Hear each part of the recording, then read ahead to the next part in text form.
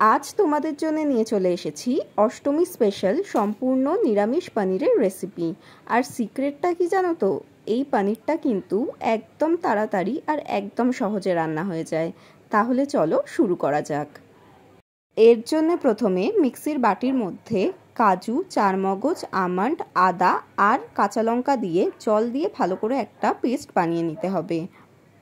এটাই হলো আমাদের পনিরের আসল মশলাটা।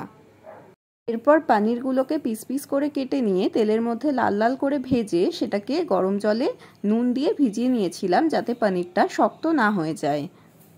দেন সেই পনির ভাজার তেলটার মধ্যেই তেজপাতা, জিরে, গোটা গরম মশলা আর শুকনো লঙ্কা ফোড়ন দিয়ে তার মধ্যে আমাদের যে আগে থেকে বেটে রাখা মশলাটা ছিল সেটা দিয়ে অল্প করে মিক্সি ধোয়া জল দিয়ে মশলাটাকে ভালোভাবে কষিয়ে নেব।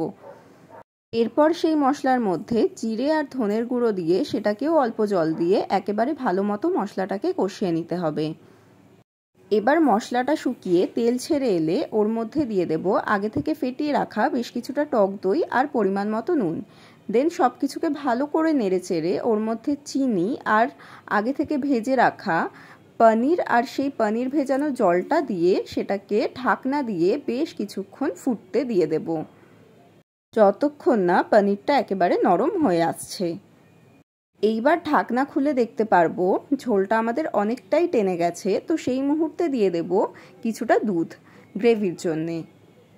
সবশেষে ওপর থেকে গরম মশলা গুঁড়ো আর 1 চামচ ঘি ছড়িয়ে দিলেই রেডি হয়ে গেল আমাদের এই ভীষণ সহজ নিরামিষ পনিরের রেসিপিটা।